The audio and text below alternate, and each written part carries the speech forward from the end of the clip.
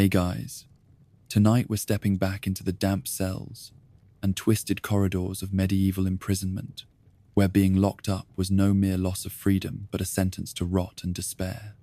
Forget the barred doors and guard tours you see in modern jails. In medieval times, a prison cell was a tomb of filth, starvation, and disease. So tonight we're asking why you would not survive in a medieval prison and more, where every shackle could gnaw at your flesh, every mealtime could bring poison, and every night could drown you in darkness. Every jail held its own nightmare, so let me know where you're tuning in from and what time it is where you are. It's always chilling to see whose cell we share tonight. Now lock the door, steel your nerves, and let's unlock the world of medieval incarceration together. You step into the cell, and the door grinds shut behind you. The torchlight catches motes of dust dancing in the stale air, yet does little to reveal the true horror. At first, it is the heat that strikes you. The walls of rough stone seem to radiate the body heat of generations of prisoners. Your skin pricks with sweat as you realize there is no breeze here. Then the smell hits you full in the face. It is a thick, clinging odor that tastes of rot and despair. Human waste seeps from cracks in the floor where moisture has softened the mortar. The discarded bucket in the corner once held feces and urine, but now stands dry and crusted. You wrinkle your nose as the highest point of the cell reveals dark streaks of mold climbing toward the ceiling. The fungus thrives on damp and darkness, and drapes the walls in velvet black. Under the fungus, you see patches of slimy green where algae find just enough light to live. You inch forward to inspect the floor, and find yourself sinking into a layer of filth. The waterlogged board beneath your feet sags in places and threatens to break. You catch a glimpse of a pair of rats scurrying past the wall where the damp is worst. They dart into a hole too narrow for even the smallest child to follow. You imagine them fattened on excrement and on the scraps that fall from the guard's table above. Their eyes gleam in the torchlight, and you feel their presence more than see it. The cell smells of stale sweat and sour clothing. You realize that every ounce of your tunic will soak in the stench and carry it against your skin until you rip it off in fevered disgust. A single rag on the floor drips with long dried sweat, and the crimson stain at its center tells a story of bleeding feet or of a prisoner who tried to carve a message into the wood.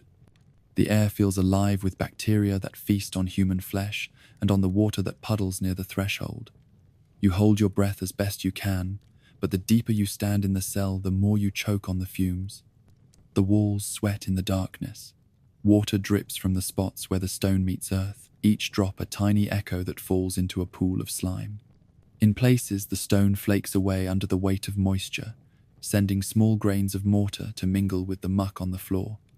You see streaks of rust from iron rings that once held chains.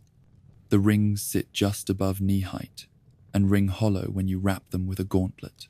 For centuries, prisoners have been shackled here, their ankles bleeding into the rock. Now the rings gape empty, but you feel their memory in every echoing clang. Cockroaches skitter from shadow to shadow. Their shells catch the torchlight in a sinister glint. You watch as one darts across the grime until it reaches a corner where it disappears under a pile of straw. That straw was once bedding for a prisoner too sick to climb onto a bunk. Now it lies, rotting in a pile of urine-soaked straw and rat droppings. You see the straw has molded into a pale tan mass that clings to the wall. Alone in the dimness, you imagine the cries of the man who lay there and died in agony. You reach out to touch the wall, but the stone feels slick with slime. You trace a line of wet where the mold has receded and find your fingers come away smeared with black. You rub your hands on your trousers, but the smear only grows. The stink intensifies as you breathe deeply. You imagine a drop of that moldy water finding its way into a cut on your hand and turning your veins black from infection. The thought makes you step back, as though the stone itself might bite. The stagnant air presses on your lungs like a weight. You recall the term miasma used by doctors to describe how disease swirls in the air of unwashed places. Here that swirl is a living thing, You cough into your sleeve. The cough tastes of iron from the dried blood that coats the lint of your sleeve. You swallow hard and feel the acid rise again. Prisoners here would cough until they bled, or until the pox laid them low. No wonder death was a common release in medieval jails. You near the only source of light, a slit high in the wall. It is no larger than a man's fist and sits just above your reach. You stand on tiptoe, but cannot touch it. Through the narrow slit you glimpse a starless sky, or perhaps just the black of night. Rain may seep through that crack when the storms sweep in. You imagine the cold water running down your face and into your hair until you feel shivers under your tunic. Yet you also imagine the rain washing some of the stench away. For a moment, you long for the chill of rain and the promise that you might one day breathe clean air again. Your eyes adjust to the gloom and you find the cot against the far wall. It is a wooden frame with a single rotten board left. No straw remains, only sawdust and rat droppings mixed into a grinding paste. You imagine any man who slept here would wake in a pool of his own sweat, and screams trembling on his lips. In the corner, you spot a lump of cloth tied with string. You pull it free and find it holds a crust of stale bread and a half bowl of water. The bread is speckled with mold so thick that the crust looks painted white. You inspect the water and see a sheen of oil lying on top. You imagine the swim of insects beneath the oil. No one would drink this willingly. Your stomach knots, and you swallow. Prisoners did not eat well in medieval times. Guards tossed out a few crusts and a cup of water once or twice a day. The rest was left to beggars who found scraps near the castle kitchens or who bartered on the outside. Starvation lay just beyond the bars. Some men would gnaw on leather straps to quell the hunger. Others would poison themselves by chewing on rotting bread, choosing madness or death over the slow decay of life in these walls. The torch guttering in your hand casts flickering shadows that crawl across the walls like living things. You sense the cell closing in around you. Every breath tastes stale, and every heartbeat echoes in your skull with the rhythm of your dread. You feel the weight of unseen watchers. The rats rustle in the corners. The mold drips from the roof. Water puddles at your feet and splashes with each heartbeat. In this darkness, the very stones feel alive with the misery of those who have perished here. You move to the door and find the iron bar heavy in its slot. Even if the door were unlocked, the corridor beyond smells no better. You hear the distant clang of another prisoner's chains. Their muffled moans drift through the walls like a dirge. You know that escape from one cell would only bring you into another, each as foul as this one. Prisons in medieval times were built to break the body and the spirit, not to hold you for trial, but to make you disappear. As you step back into the corridor, you catch one last glimpse of the cell. The torchlight reveals the glint of mold spores as they scatter. You hear the drip of water and the scurry of rat feet. You feel the cold draft from under the door and long for the sunlight you left behind. This is the world of medieval imprisonment, a world where survival meant holding your breath and where every breath carried the stench of death. No wonder few who entered these dungeons lived to tell the tale. You inhale sharply and feel the foulness clawing at your lungs. The air is thick with spores of mold carried on every breeze from the dripping walls. Each gulp of air brings unseen particles that settle deep in your bronchial passages. Within hours, you cough until your chest aches and your throat rasps with each breath. Prisoners known to linger here spoke of morning fits of coughing that turned their sputum bright with blood. No healer could aid them once the dank air took hold. Everywhere you turn, droplets fall from the ceiling onto your shoulders and trickle down your back. Each drop carries the scent of decay and the seeds of disease. You watch as one bead lands on the floor and joins a small pool of stagnant water tinted brown. That murky liquid breeds mosquitoes that hum in a sickly chorus each night and spread fevers through the ranks. Prisoners told of men who woke hours after beating those insects from their faces, only to find their skin aflame with fever and their minds adrift in delirium. Dust motes swirl in the torchlight. They glint silver as they spiral in the cell's single shaft of light. But as you peer closer, you see that many of those motes are fragments of dried feces and urine. The waste from the great hall above trickles through cracks in the floorboards and drips unseen onto the stone below. Each fragment carries bacteria that feasts on human flesh and thrives in warmth and darkness. You sneeze as one lodges in your nose. The aftertaste stings like salt. The walls themselves seem to breathe. At times you feel a faint warmth behind the stone and hear the skittering footfalls of unseen vermin. Rats wriggle through gaps in the wall and die in hidden corners. Their bodies rot in secret and add their own stench to the miasma. Rats crawling across a sleeping prisoner offer little warning. A bite or scratch can introduce plague into an open wound. A whispered promise of mercy at the tribunal often came with an infected bite from a celled rat. Airborne diseases rode on every breath. The medieval doctors spoke of miasma as if it were a living spirit that haunted unwashed places. They wore masks stuffed with herbs that did nothing to stop the invisible scourge. They recommended incense and scented gloves, but those measures failed in the face of raw filth and damp air. Prisoners begged for herbs and fresh air but found only bars and cell walls. They coughed themselves into oblivion, as no faith or remedy could choke off the miasma. Sleep brought no relief. The thin plank that served as a cot lay slick with damp. You shift position and feel the wood sucking moisture from your clothes. You breathe the cold air that seeps down your neck and tastes of mold and sweat. Each night your lungs tighten, and you wake choking in your own phlegm. Prisoners learned to prop themselves on elbows, but still they gasped for air until the dawn torch appeared like salvation. Few managed a full night without waking in terror. Sunlight rarely reached the cell. When it did, a fleeting ray cut across the floor, like a promise never fulfilled. The light revealed spores, dancing in the brightness, and the outline of a man's skeletal frame etched on the wall by mold patterns. It showed the faint rust stain where shackles once bit into flesh. You saw those images and knew they would haunt you long after you left. The cell claimed its victims slowly through suffocation and venom of the air. Breathing the same air day after day numbed your sense of smell until only the worst sense registered. You could no longer tell the difference between urine and seaweed at times. You complained, and guards shrugged. To them, the smell was part of their daily work. They wore no gloves or masks. They dragged men out for torture or for trial in the stench and saw no reason to turn away.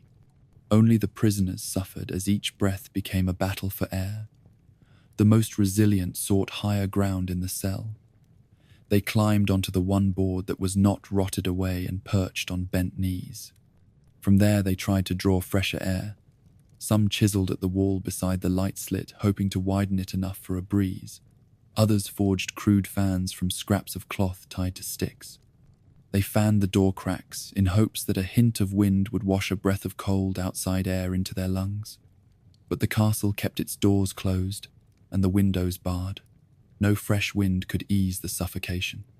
In time, the cell itself seemed alive with misery. You felt its walls pressing inward as your lungs cried for respite. You heard the drip of water on mouldy stone, like a perverse lullaby. You tasted rot in every breath. In the end, you knew that no matter how strong your will or how pure your faith, you could not overcome the poison you inhaled. The stench of the dungeon was no mere horror to be endured for a night or two. It was a slow killer that claimed mind and body in one relentless, suffocating embrace. No wonder few prisoners survived long enough to remember their names. You step into the faint glow of torchlight, and your eyes fall first on the iron rings set into the stone walls. At ankle height, they wait for heavy manacles and chains to be snapped shut. You feel your skin prickle as you imagine the leather straps cutting into flesh and the coarse links biting into bone when a prisoner is hoisted into them. In medieval prisons, shackles were the simplest and most brutal device of restraint. They bound body to stone so that every movement caused fresh pain. Leg irons consisted of two heavy iron cuffs joined by a thick chain. The cuffs were lined on the inside with rough metal teeth that dug into skin when tightened by a simple screw and a wedge. A single turn of the key ratcheted the iron tighter. Prisoners could not shift their weight or stand fully upright. They shuffled the length of a narrow cell on bruised ankles and blood-stained cuffs. Over hours and days, the teeth ground into flesh until sores formed that would not heal in the damp. Above the ankle rings, you find a second pair fixed at waist height. These, called hobble irons, forced the legs apart so that standing straight was impossible. Each step was a struggle against metal that tore at the thighs. You imagine how blood filled the cloth of a tunic faster than any physician could treat it. Prisoners moved in a crouch or limped along on injured feet. The guards sometimes snapped these irons shut as soon as a new man arrived and left them in place for weeks. Alongside the irons, you see wooden stocks constructed from thick oak planks.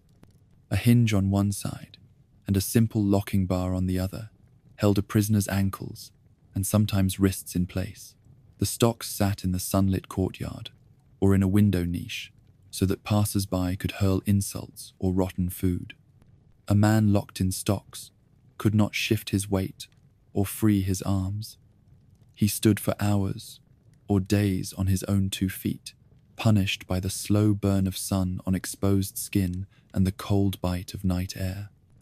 Next to the stocks you find a pillory. It is a wooden frame with holes for the head and both hands.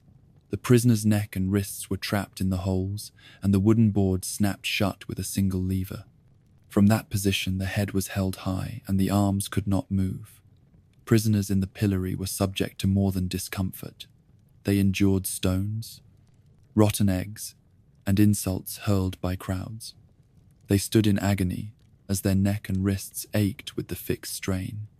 On one wall you spot a more fearsome device known as the scold's bridle or brank. It resembles a metal mask that clamps around the head with iron spikes pressed against the tongue. Its purpose was to punish those accused of gossip or of speaking against authority. The tongue was forced down onto a lower plate lined with spikes so that no sound could form.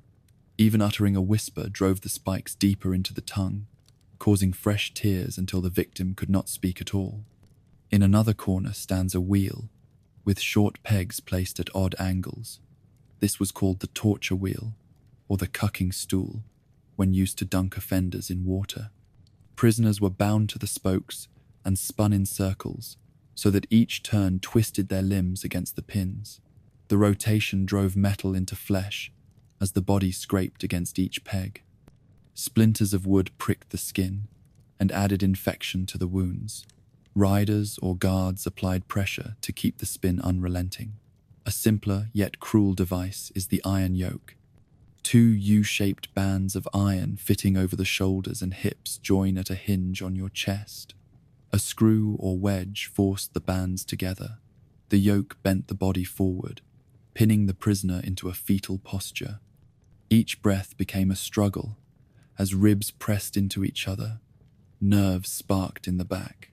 Prisoners stood or knelt in this position until their bodies shook from cramping muscles and torn ligaments. You see an array of cuffed chairs with metal seats lined with spikes concealed beneath thin wicker coverings. These, called chair tortures, were used to break prisoners during interrogation. Guards strapped the victim into the seat and then removed the wicker to expose the spikes. The man sat in agony. Each movement pressed the iron points into the flesh. Interrogators returned at intervals to twist wedges under each leg of the chair, driving the spikes higher and higher until the prisoner named names in desperation.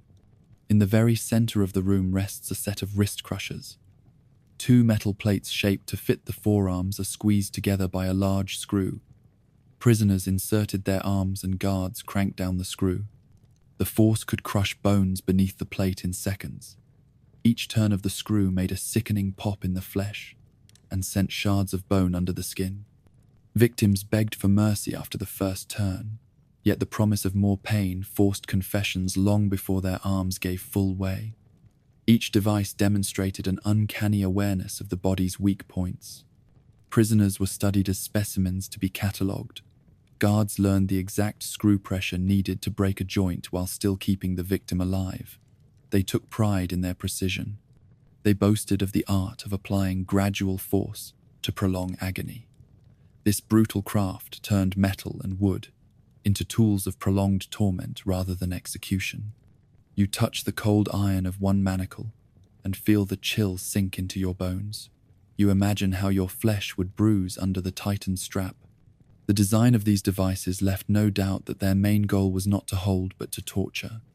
Every buckle, screw, and wedge served a purpose in a cruel choreography of pain. In medieval prisons, shackles and stocks were not mere restraints. They were instruments of anguish devised to break both body and spirit in equal measure. Once the iron cuff snaps shut around ankle or wrist, the true torment begins. A prisoner learns that movement itself becomes the enemy. Each attempt to shift weight presses the metal teeth deeper into flesh. Within minutes, the skin burns and turns red. By the hour, the pressure creates open sores that seep blood and pus. Guards might leave the shackles in place for days to punish a single infraction or to break the will of a captive deemed troublesome. The simple act of standing is transformed into fresh torment. With leg irons in place, a prisoner cannot bend the knees fully. Tiny stones or rough floorboards dig into bruised shins. Every breath sends a shudder of pain up through the calves and into the back. To sit or to lie down requires a shift of chains that grinds raw flesh against iron rings. Some prisoners learn to master a stance on one foot only to collapse in agony when forced to switch sides. Each night you retreat to the loft above the hall where the bells echo in your mind. You loosen your cap and press your forehead against the cool stone. You replay the day's routines in your head, noting each success and each slip. You vow to rise tomorrow with the same resolve and to carve your place in motley until you earn the right to ring those bells without fear. By the end of your first month, you feel both stronger and more fragile at once. Your body bears the marks of countless tumbles and your mind lingers on each audience reaction. Yet you sense that you are becoming the kind of fool this court needs. You have mastered the quick step between comedy and caution. You have learned to let laughter hide your fear, and you have discovered that the greatest skill of all lies in standing proud under the gaze of a ruthless audience and in daring to perform despite the risk of ruin. You awake before dawn with the taste of nerves in your mouth. Today the master jester will teach you the art of thinking on your feet. He gathers you and two other apprentices in the chamber next to the great hall. A single beam of light slants through a high window onto a wooden floor, polished by generations of courtiers. You know that the skills you learn here will determine whether you become the household fool or fade into obscurity. Your first lesson is in improv. The master explains that no courtly performance ever follows a script. He throws a rolled piece of parchment onto the floor. You pick it up and find a single word, scribbled in faded ink: Falcon. At his nod, you have exactly 30 heartbeats to spin a tale that ends in laughter rather than in judgment. You pace a circle as your mind scrambles. You begin with the dignity of the bird, and then shift to a scene of a hunter whose cloak becomes tangled in the jesses. You pantomime the cloak whipping around his legs. The apprentices laugh, and the pantises. Master nods. You learn that wit must strike fast and land before the moment slips away. Next you practice mimicry. The master jester calls forth the steward whose stoop and clipped accent you have observed for weeks. You step before him and begin to imitate the steward's measured cock of the head and the way he fans a scrap of parchment. You exaggerate each motion until the steward slaps his thigh and laughs. You realize in that moment that heightening reality with just a touch of absurdity can transform a private quirk into public delight. A new exercise tests your timing. You stand with a small drum in hand while a page reads aloud. A proclamation from the Lord. The fool must interrupt at precisely the right moment with a honed comment. If you speak too soon, you steal thunder. If you speak too late, you bury the joke under. The echo of bells. You count the syllables of the page's reading and practice a dozen lines until you find the perfect pause to drop in your correction. Each trial ends with the page resuming as though nothing happened, the audience gasping at your insertion of unexpected laughter. Music improvisation follows. You sit at a spinet with the minstrel and learn to adjust a tune to reflect the mood of a banquet. If the feast grows tense, you shift from a jaunty jig to a sorrowful lament. If the guests grow rowdy, you step up the tempo to coax them back into harmony. You learn that music holds power over emotion, and that a single wrong chord can sour the mood faster than spilled wine. You are then taught to wield satire like a blade. The master jester presents a poem riddled with praise for an envoy who seldom speaks. You are to rewrite it, so the envoy laughs at his own pompous style. You spend the better part of an hour carving verses that praise his silence. Above all other virtues, when you present the new poem, the envoy blushes and applauds himself. You learn that satire thrives on flattery wrapped in truth. Crowd work becomes your next challenge. The master herds you into the gallery while a small audience of guards, cooks, and stable boys gather below. You step to the railing and call out a greeting. They respond with jeers and a volley of small insults. You must answer, each with calm wit, or risk having a plate of porridge hurled at your head. You dodge a handful of stale bread and respond with a rhyme that turns the insult back on its speaker. The crowd erupts. You learn that a jester must read the mood and guide the crowd toward laughter rather than chaos. Another lesson tests flexibility. The master jester sets the table for a feast but changes the menu at the last moment. You prepared a routine built around roast swan and honeyed fruit. Now the table displays boiled turnips and brown bread. You step to the front and deliver lines about the virtues of humble fare. You pivot your act in real time, drawing laughs from the improvised shift. You realize that adapting on the fly separates a true jester from a mere entertainer. Psychologically, the shackles and stocks embodied power over both flesh and mind. A man could pace the length of a cell for hours, but the moment his foot brushed against the iron ring, he felt the cold bite of captivity. He realized that every step carried the reminder of his status as less than human. Guards used chains to terrorize new prisoners, rattling them in the hall to announce fresh arrivals. The clank of iron became a sound of dread that haunted men, even when they slept. In some prisons, the wardens took crude delight in modifying restraints for added cruelty. They welded extra weights to leg irons to prevent runners. They padded wrist cuffs with leather strips under which they inserted nails. They bitterly boasted of how long a man would last under the bent yoke or in the silent agony of the brank. The craftsmanship displayed in these variations proved that medieval torturers were both engineers and artisans of pain. No measure of faith or prayer spared the captive from the grind of every restraint. A holy relic pressed to the breast might soothe the soul, but did nothing to ease the sores on the ankles. The chants of monks drifting through walls offered hope, but also reminded the prisoner of how far he was from salvation. In the end, the shackles and stocks forced the victim to surrender both movement and will, a slow crucifixion of body and spirit that few could endure. When the prisoner finally emerged from the cell, he carried the imprint of every ring and cuff on his flesh. He limped or hobbled. His arms might no longer hold a sword. His eyes searched for fresh airs and sunlight that streamed through unbarred windows. Yet many prison walls allowed no windows. Your first free breath could be savored only after days or weeks of ceaseless agony. The memory of that agony never left the body or the mind, a lifelong testament to the cruelty of medieval incarceration. Centuries later, replicas of these devices hang in museums. Visitors peer through glass at the gleaming iron and the polished wood.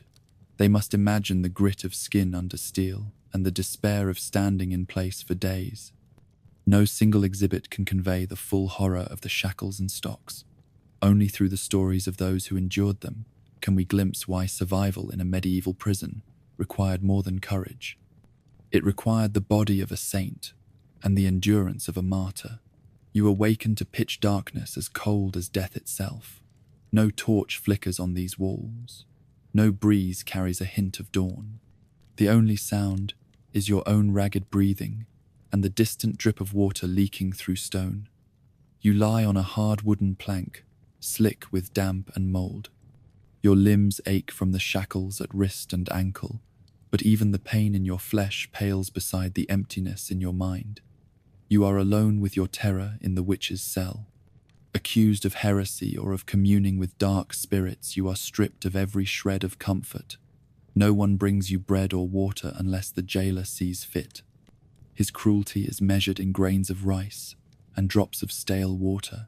Your first meal was a single crust of black bread, soaked in vinegar and tossed at your feet like carrion to feed rats. You picked at it until hunger drove you to swallow each sour bite, though it tore at your throat. In the darkness, hunger gnaws at your belly. You taste bile, and bile tastes of centuries of suffering. You strain your ears for the clank of a bucket or the clatter of chains that might signal the jailer's return. Each footstep in the corridor sends a blade of fear through your heart. Will tonight be the night he offers water again, or the night he leaves you wholly to starve? You stare into the blackness of your cell until your eyes burn. Isolation is the sharpened edge of this torture. No cell ever had a window.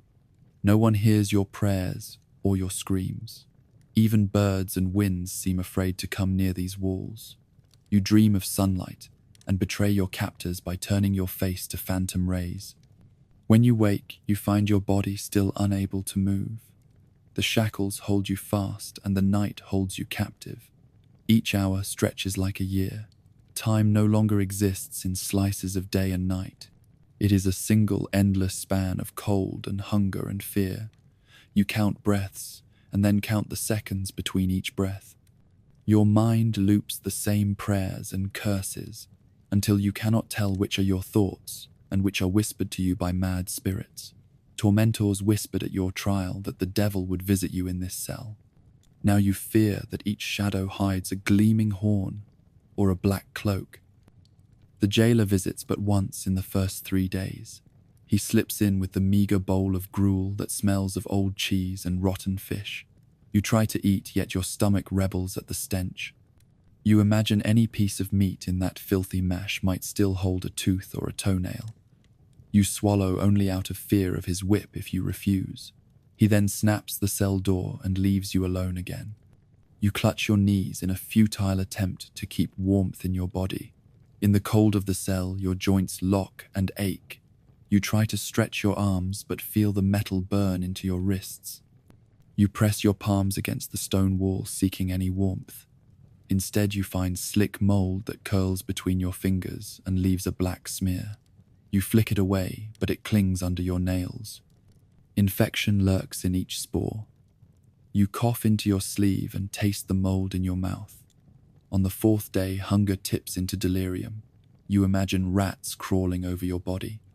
You feel them nibble at your flesh. You hear the jailer's voice calling your name to offer water and bread. You scramble toward the door but feel nothing but cold stone and iron. When madness lifts, you find your cheek pressed against the damp floor and realize you screamed all night. No priest comes to offer absolution. Only guards pass through the corridor, and they mock your groans and the stains on your tunic. They brag of how they saw your trial and how you cursed the judge when they pronounced your sentence. They spit on the door and punch the ring with the heel of their boot. The echoes bounce around the cell like a verdict that will never change. In the darkness, you wonder how many nights you have survived. Your body feels weightless, yet every limb aches. You press your back against the wall and stare at a spot so dark it seems to glow. You think you see movement there, but it is only your fevered vision. The blackness is complete and total, and it mocks you with its endless cruelty. On the 6th day, you find the iron bar at the door moved just a fraction. A sliver of light cuts into the gloom. You shield your eyes and peer through the crack. The jailer stands there, with a silver bowl of water, clear as rain. You stretch a shaking hand through the gap and spill half the water on the damp floor. You gulp the rest down until your chest feels ready to burst. The jailer laughs and drops the bowl before you can ask for more. The bowl shatters on the floor, but you taste the water in your mouth long after it is gone. By the 8th day, delirium overtakes hunger. You dream of walking through a forest where every tree whispers your name. You imagine the forest floor carpeted with soft moss. When you wake, you find the moss is the blanket thrown at your trial. Its rough wool fibers scraped your skin and became a living quilt of insects and sweat. You strip it away and huddle naked on the plank until the cold numbs your mind. Like all condemned, you know there is no release. Execution might be the kinder death, but the lords use prisons to break hope before death. They want confessions wrung from lips so parched you cannot shape words. They want witches to name their familiars and to betray neighbors in exchange for a single crust of bread. You have no such allies. Solitude and torment are your only visitors. On the 10th day, your vision blurs. The ropes of your bonnet dig into your scalp. You have not combed your hair or shaved your beard. Your face is matted with sweat and dirt. You lick your cracked lips and taste the salt of despair. Each syllable of a prayer tastes like ash. You think this might be the last breath you draw. But then you hear the creak of the door and the shout of a guard. Prisoners from the nearby tower call back. Your name echoes in the corridor. You blink and see the stench lifts from your nostrils. You feel the plank under you turn horizontal. When the jailer pulls the door open, a sliver of sunlight falls across your eyes. You close them, and for a single moment, believe you have died. Then you feel strong hands lift you from the cell. No crutch or rope is needed. The iron rings fall away at the twist of a key. You stumble into the corridor and see a man with a scroll in his hands. His voice is kind as he reads the pardon from the new Lord. The cell door closes behind you, and the darkness remains waiting for the next victim. You will stumble into daylight in clothes that smell of rot and decay. You will gather your limbs and feel the breeze on your skin and taste fresh air in your lungs. Yet the memory of the witch's cell will burn in your mind forever. You have seen what happens when justice becomes cruelty and fear. No court will ever treat imprisonment as mercy again. You will speak of this cell in whispered tones so that no one believes it can be real. But you know the truth. You have survived the witch's cell. You have witnessed the ultimate punishment, levied with silence and darkness. Now you carry that memory in every breath you take. You lie on the plank as hunger gnaws at your gut. No bread appears at dawn or at dusk. The jailer's bowl remains empty for days at a time. You learn that food is not sustenance here, but a tool of control. Each missed meal twists your stomach into knots that echo in your throat with a hollow roar. At first, you try to ration your saliva. You lick your lips until they bleed and taste only iron and salt. You clutch the empty bowl to your chest as though it could hold water or crumbs. Your mind drifts to memories of kitchen fires and fresh loaves. You see the baker's apprentice pulling warm crusts from the oven, his face lit by candlelight. You remember the smell of yeast and honey. Those remembrances become a cruel tease that turns your stomach into a pit. In starvation, your body becomes the enemy. Each breath saps strength from your chest. Your limbs twist with cramps so sharp they steal your breath. You curl into a ball on the plank to try to ease the pain, but the cold stone stabs at your back. You moan with each spasm. In your delirium, faces of past accusers dance in the darkness. You imagine them laughing as your knees collapse under the weight of your own flesh. Your belt, once buckled at your waist, now cuts into your hips. The leather straps of your tunic rub against your chest where ribs press the cloth into your skin. You remember the fullness of your belly before imprisonment. You paid no heed to hunger in those days. Now each pang is so fierce you wish for a single piece of stale bread, even if it brought sickness or carried filth.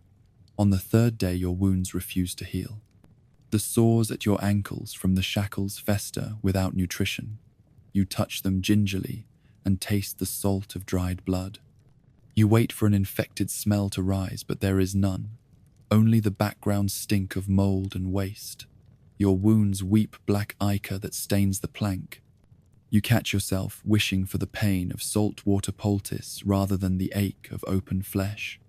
Salt water would have stung, then soothed a little. Here you have neither salt nor water. Your cell offers only the damp that drips from the walls and pools at your feet in green slime. You dare not drink that foul liquid for fear of madness or worse. You remember the bowl of fresh water the jailer gave you once, dribbling out 2 mouthfuls. You licked each drop as though it were nectar. Now the memory of its taste is sharper than any pleasure you knew before. On the 6th day you crawl from the plank and find the corner where the water drips most freely. You press your lips to a narrow crack in the stone and hold your breath as you drink. The water tastes of moss and rot. You swallow as much as you dare, hoping to ward off the worst of the thirst. You know the very act risks adding disease to your misery. Each gulp buys a moment of relief before a wave of nausea sweeps over you.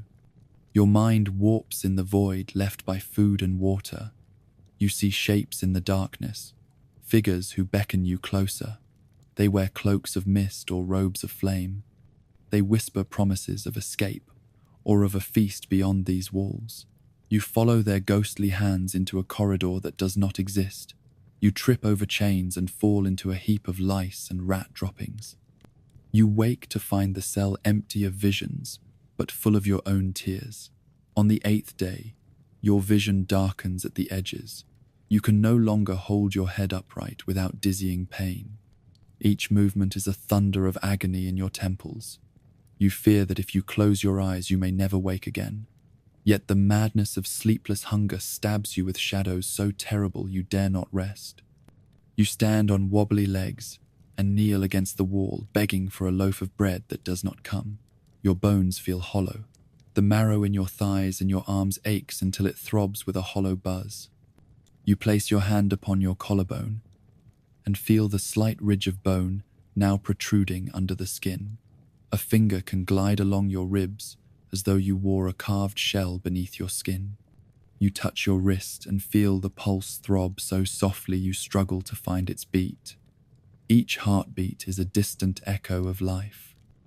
Guards mock you when they pass by. They kick the door with the heel of a boot. They shout, "Witch!" into the gloom and laugh at your emaciated frame. You try to raise your head, but the effort sends a slam of pain through your skull. You fall back and see their boots vanish into the corridor. Their echoes fade, but the mockery remains etched in your mind. You wonder if you could eat their laughter, if it took away the hunger. In starvation, your senses betray you. You smell bread baking in a far-off kitchen. The scent drifts through secret cracks, and you follow it like a hunted hound. You find nothing but more stone walls and more damp shadows. You press your ear against the wall to catch the clink of a pot or a scream from a neighboring cell, but hear only your own ragged breathing. You wonder if your mind is playing tricks, or if the world outside has abandoned you entirely. On the 10th day, the cell door squeaks open, and fresh air pours in like a gust of salvation. A man stands there with a loaf of bread wrapped in linen. You blink against the light until your eyes focus on the crust. It glows like a halo. You snatch it from his hand and devour it in 3 bites. Your throat catches on the second. You choke on soft crumb and hot crust. You spray the guard with blood and tears. He only sneers. He pulls the bread back and tosses it on the floor. You crawl after it and smear the last crumbs on your face. He locks the door and leaves you clutching the empty cloth. You feel as though you have been forgiven a sin so grave that you do not know if you deserve the mercy. The door clangs shut and the food is gone. You sob into your hands and taste dust and bread mingled into the same bitterness. You know that even a single loaf is not enough. You will beg for more, but none will come. By the 12th day, you lie still on the plank and dream of feasts you have never eaten. You see great tables heaped with roast fowl and sweet cakes. Valets pour goblets of wine that gleam like rubies in the torchlight. You reach for a loaf and find your hand touches only mold. You feel tears slide down your cheeks, though your eyes remain fixed on nothing. You have not eaten in 5 days. The next breath in the cell carries your destiny. Each moment is a step closer to collapse until there is nothing left but pain and the silence of empty stomachs. You tremble and reach for the shackles at your wrists. They are the only thing still real. When the door opens at last, it is not the jailer who stands there, but the new judge come to inspect the prisoners. You rise on unsteady legs. Your prisoner's garb hangs from your ribs like a ragged cloak. You hold your hands out, and the cuffs fall free at a twist of his key. He presses a bowl of gruel into your hands and steps back. You fear the bowl will vanish, but it remains. You press it to your lips and taste life again. In that moment, you know you have survived the witch's cell. You have felt the agony of starvation so deep it stole your soul. You have fought the hunger that turned your mind into a battlefield of illusions. You have stared at the darkness and found only yourself. Now you carry in your bones the knowledge that starvation was the most patient torturer of all, and you vow that no soul ever again suffer this slow undoing in the name of justice. You step into the prison corridor, and the first thing you notice is a rustling in the gloom. At your feet, dozens of beady eyes reflect the torchlight. A foul chorus of squeaks and claws on stone fills the air. Rats pour from every crevice in the walls. They swarm from rotting wood and from dark hollows where centuries of waste have collected. You feel a tug at your heel and look down to see a grey, whiskered face inches from your boot. You freeze as the creature bares its yellowed teeth before darting into the shadows. These rats thrive on the filth that coats every surface. Prisoners relieved themselves in corners or into shallow troughs that never fully drained. The runoff soaked the floorboards and seeped into cracks in the mortar. Food scraps tossed at the cells became a magnet for vermin. Stale bread and spoiled vegetables lay in wet heaps that ripened under the torchlight. In that rotten banquet, the rats fatted themselves on mold and maggots and grew bold enough to crawl over sleeping men in search of scraps of flesh. In the dead of night, the rats invade the cells once the guards have closed the doors. Their numbers multiply in darkness. You imagine them forming lines that surge like water under the plank floors. They swim through sewers and channels dug by previous inmates. They climb chains and rattle shackles. Their claws scrape across the stone walls in a relentless patter that never ceases. Prisoners say the sound can drive men mad if they listen too long. The rats become a living storm of terror that will not be calmed by prayer or by screams. A prisoner locked in his cell hears the rustle of feet in every direction. He tries to hold still, yet each breath invites the vermin closer. His blankets lie in a corner black with rat droppings. Every night, he finds fresh holes in the cloth where rats have gnawed to enter. They nibble at his leather tunic and chew the tips of his boots. He sleeps in the cold corner furthest from the swarm, but soon learns that no place is safe. Occasionally, a rat will seize a stray piece of skin or nibble at an open wound. Infected sores grow from a single nibble. The flesh around the wound reddens and swells. Pus bubbles beneath the skin and spreads like a creeping tide. Without clean water or antiseptic herbs, the infected prisoner fades into delirium as the poison spreads through his veins. The rats feast again on the rotting flesh as life ebbs from his body. When a guard finds the body, it lies curled in a pool of blood and weeping sores. No tally is kept of these deaths. They vanish in the night, and new prisoners fill the cells before dawn. The rats come to feast on every creature trapped in their domain. A corpse abandoned in a corridor invites a feast so voracious that within hours nothing remains but bone and sinew. Prisoners learn to drag bodies to the outer yard or to leave them in a corner out of sight. But rats follow the scent of death. They arrive in hordes so dense that they carpet the floor. They scale the walls and form a living mass that slides from stone to stone. Only nets or smoke can drive them back. Guards rarely bother to clear them. In some corners of the jail, the rats become a twisted form of keeping guard. A prisoner plotting escape finds his passage blocked by a pyramid of rats. The creatures stare with unblinking eyes and refuse to retreat. Each time he strikes at them, they scatter only to return in greater numbers. When he flees back to his cell, he finds fresh droppings at the entrance as a warning. Prisoners whisper that the rats belong to the devil himself and guard any corridors where secrets lie hidden. Guards use the rat infestation to their advantage. A question or a plea for mercy might be greeted by a shove that sends the victim stumbling into the swarm. The rat seize his ankles first, then begin to climb. A prisoner may escape the cell for fresh air, but the guards drive him back with clubs into the clattering mass of claws and teeth. When he trembles in the corner, they begin the questioning again. Under the pressure of fear, he confesses just to avoid the rats. In this way, rats become silent interrogators more effective than any rack or iron chair.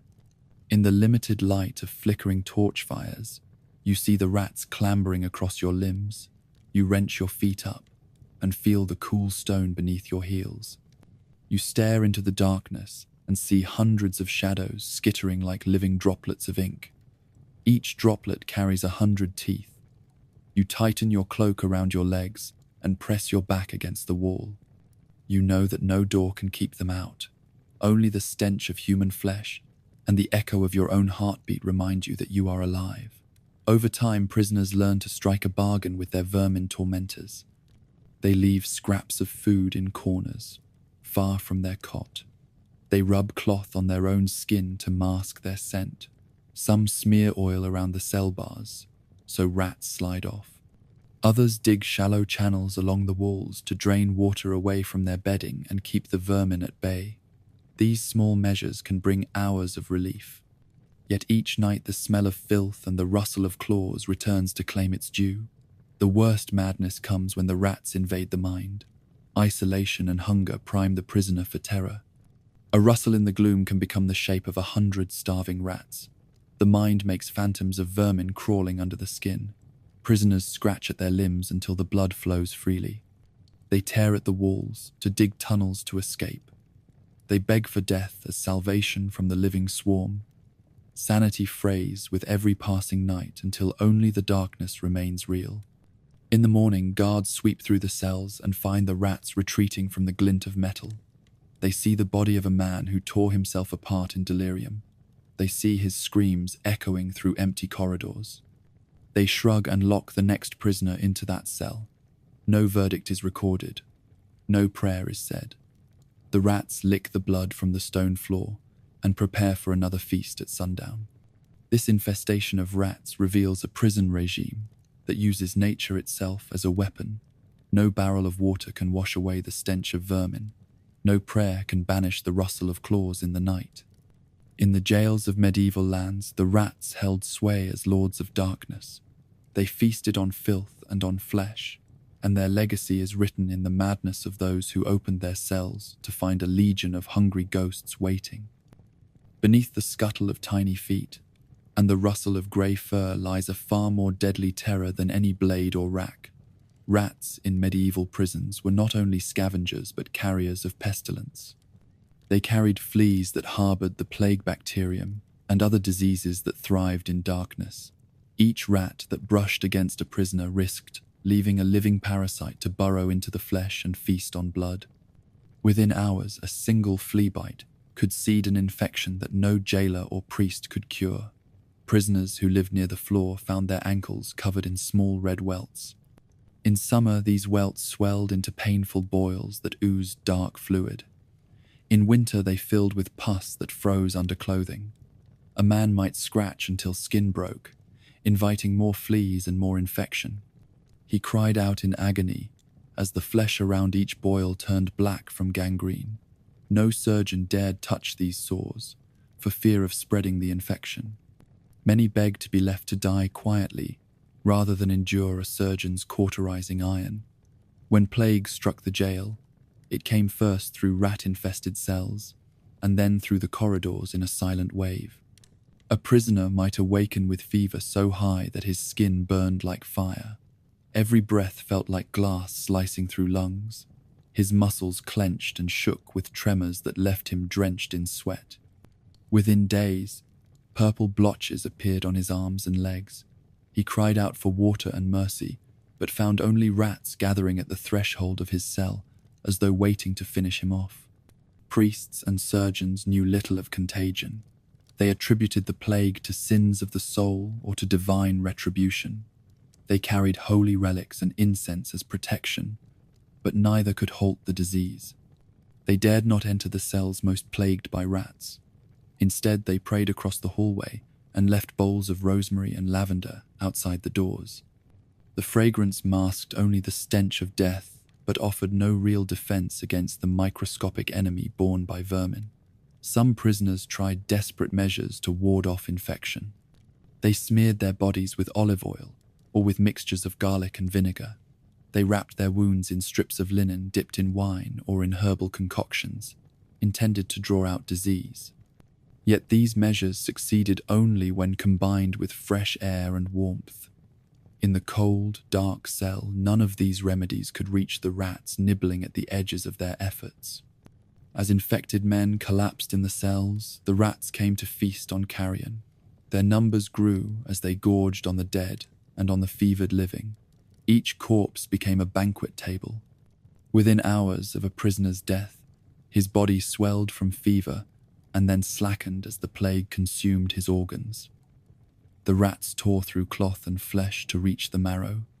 Their teeth ground bone into fragments they carried off to hide in empty corners. By the time guards discovered the body, little remained but bone shards and the tattered rags of a life wasted. Coffins were scarce and mass graves a necessity, but even in burial pits, rats swarmed upon the surface to feed on unearthed remains and on the blood oozing from fresh graves. Diggers labored in terror of claw and fang. They covered their faces with cloth, but found that despair offered little defense. In daylight, the rats retreated only to return at dusk and dive beneath the loose soil once the diggers departed. Survivors of the plague in prison gained a grim reputation. Some men awoke from fevered delirium to find their cellmates vanished and a swarm of rats around them as if to welcome them back to life. Others who healed from louse-borne fevers carried nodules under their arms and scars on their legs. The ordeal left their bodies weakened and their minds haunted by the sensation of vermin crawling beneath their skin. Many earned nicknames like Rat King or Plague Eye, banners of shame they dared not escape. The psychological toll of knowing that disease lurked in every shadow proved as cruel as any interrogation. Prisoners spoke of waking at night to feel rats crawling over their bodies. They scratched and thrashed until they collapsed in exhaustion. In the dream world of fever, they saw rat teeth emerging from their own gums. When they awoke, they sought fresh water to rinse away imagined vermin. They ate only when a guard offered morsels in sealed bowls. Each sound of scuttling in the dark sent them into panic. Guards sometimes exploited that terror. They opened a cell only to toss in a handful of grain and then slam the door shut once the rats poured in. The prisoner fought the vermin for morsels of food. In the fray, he abandoned his bowl and dropped to the ground to escape the rats. Guards laughed as they watched him thrash until the grain was gone, and the pursuers had no reason to stay. Then they opened the door again and let the prisoner crawl out of the cell like a wounded animal. In one notorious account, a judge sentenced a heretic to remain in the rat-infested section of the jail until he recanted. Months passed, and the man grew so used to the vermin that he claimed an alliance with them. He spoke of the rats as his brothers and declared them angels sent to visit him in his cell. The judge grew fearful that the man's madness might spread among the other prisoners and ordered him moved to solitary confinement. The rats followed him there and gnawed through the wood to reach his new cell. In that story, the rats became miracles as well as monsters. In the end, rats stood as the true lords of the prison. They feasted on waste and on blood. They spread disease and drove men to horror. They formed living armies that promised no mercy and no end. Every prisoner who walked those corridors shared the knowledge that no sentence was complete without the gnaw of rat teeth and the swirl of flea-borne death. To survive in a medieval jail, one needed more than steel or faith. One needed to escape the rats and the diseases they carried in their bodies. Few managed that feat. Those who did recounted the terror of scuttling claws on their bones until their final day. Nearly all others lay buried beneath the rat-infested stones of forgotten cells.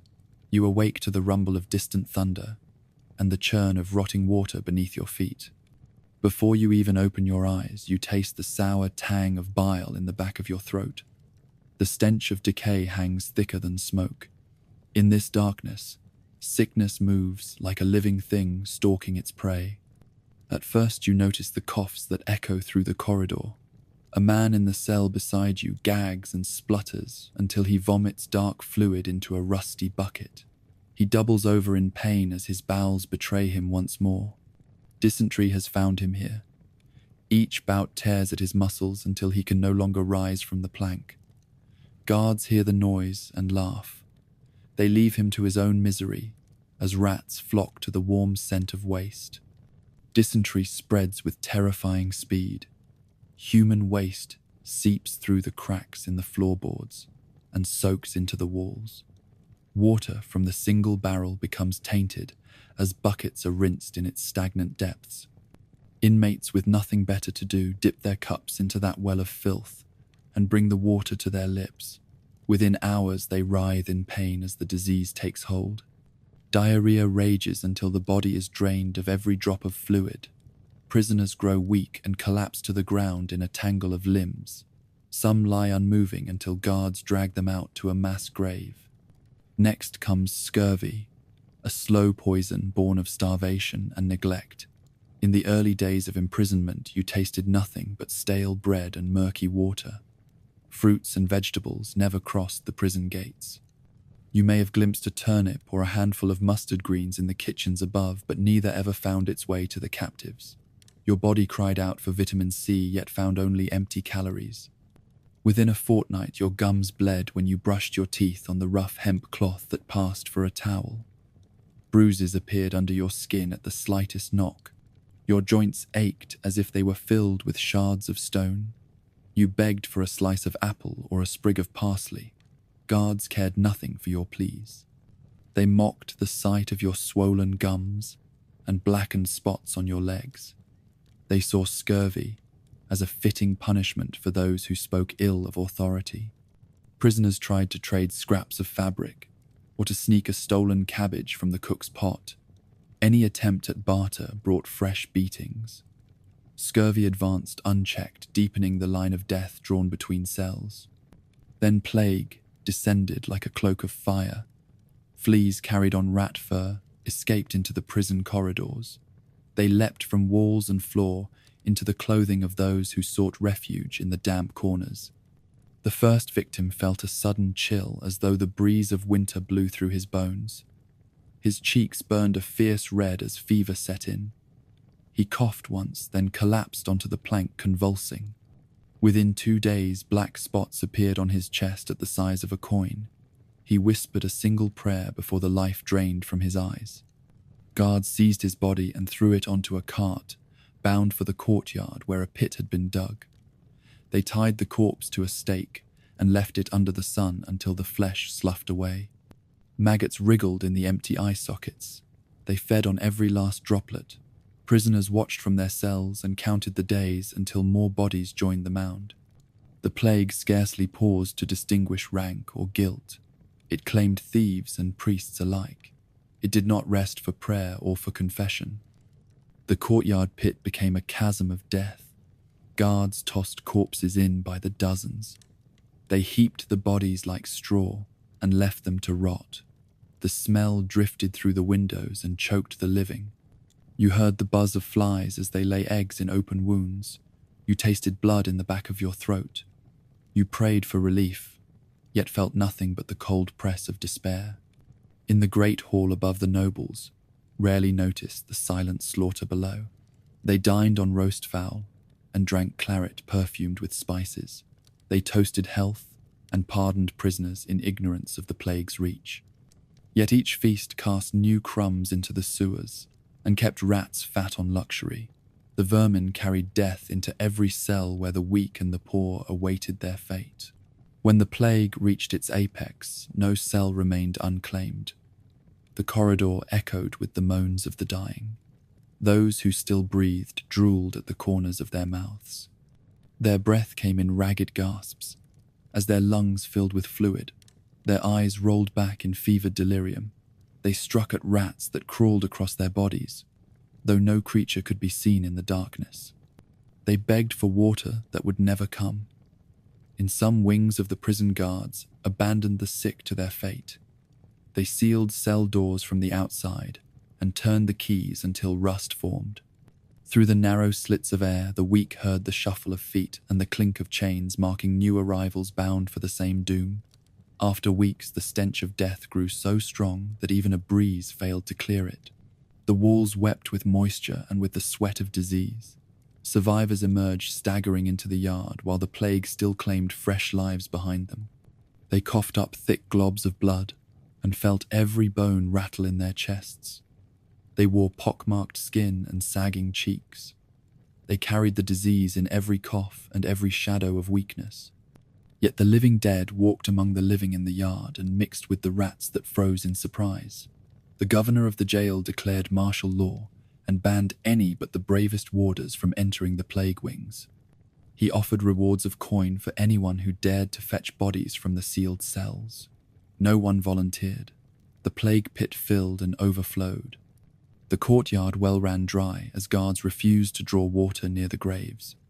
Finally, the plague burned itself out. Infected prisoners lay still, motionless and blackened by the lesions of their final days. Rats scattered as the stench faded and fresh air blew through the gates.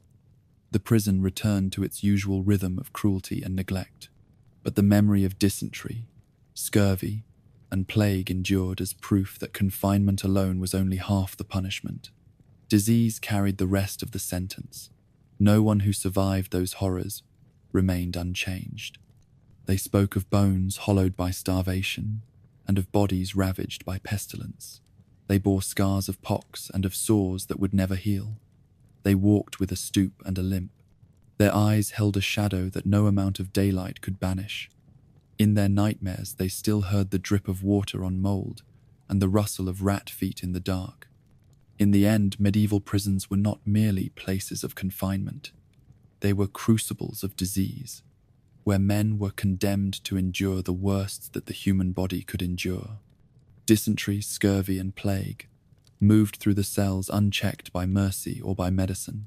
Each infective agent carried its own sentence of agony and of death.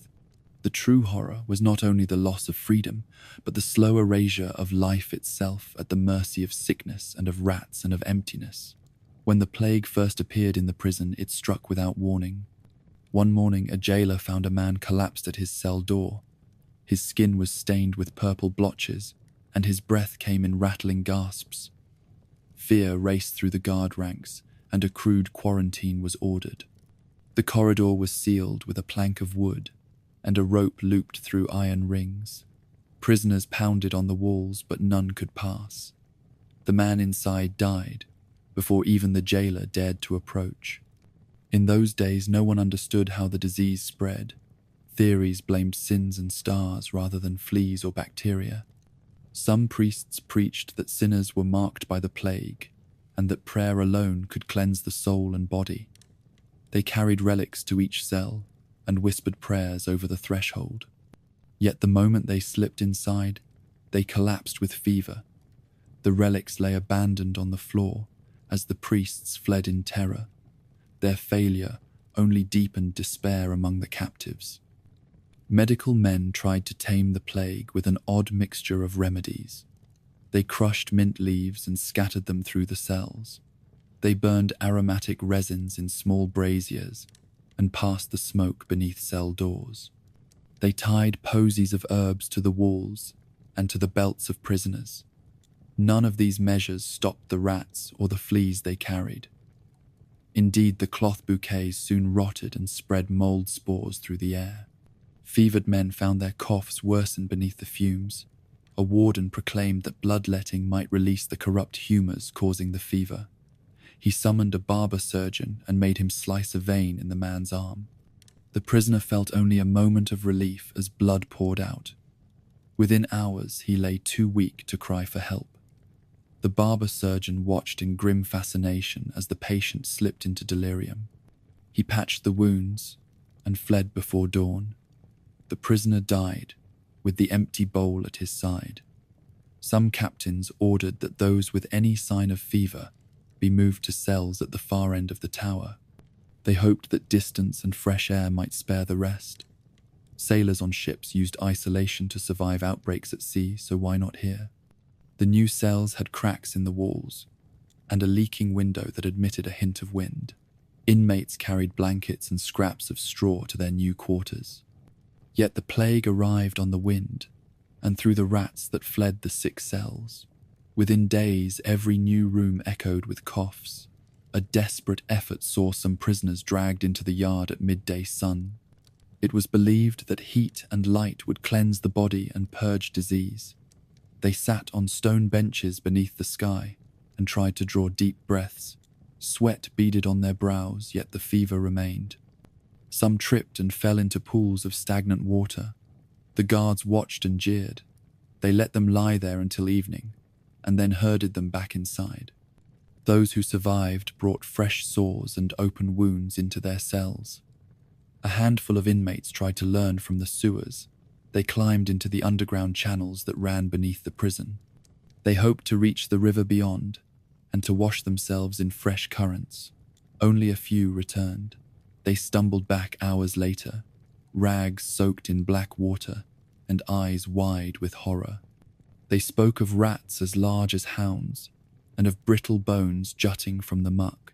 They coughed, a contagious breath that sent new victims staggering at the sight of them. The empire of death lay underground as well as above. In the great hall above, nobles debated sending a physician to the worst wings of the jail. They feared contagion, yet felt that something must be tried. A campus of novices carried trumpets into the ward and sounded a call for the sick to rise and follow them. They meant to gather the fevered for treatment. Instead, the novices met a wall of corpses and flies. They dropped their trumpets and fled, leaving the sick to scream in the dark. The nobles closed the gates and feasted in ignorance of the horror beneath. Even after the epidemic passed, the scars it left on survivors never healed. Men who regained health found themselves shunned by other prisoners. They carried the mark of the plague in their coughs and in the slight tremor of their hands. They displayed curious scabs at the corner of their mouths from the septic sores that lingered. They feared every rat scuttling at their feet and every whisper of a stranger behind their cell door.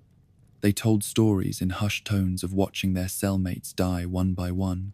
Chroniclers who recorded the plague in the jail wrote of the death toll in bare figures.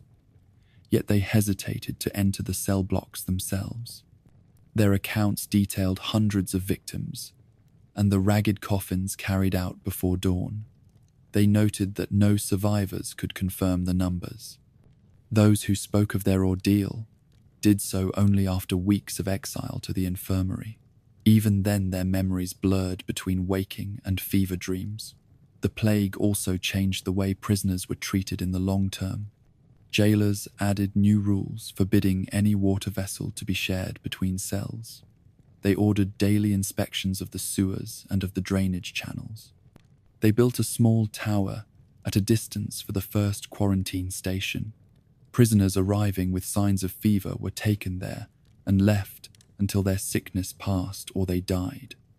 The tower became known by its cruel name, the Tower of Silence. It stood as a grim warning that the jailers now feared disease more than prisoners.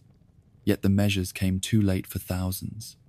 Many families lost sons and daughters within those walls. Noble houses counted the living few who emerged with their honor intact.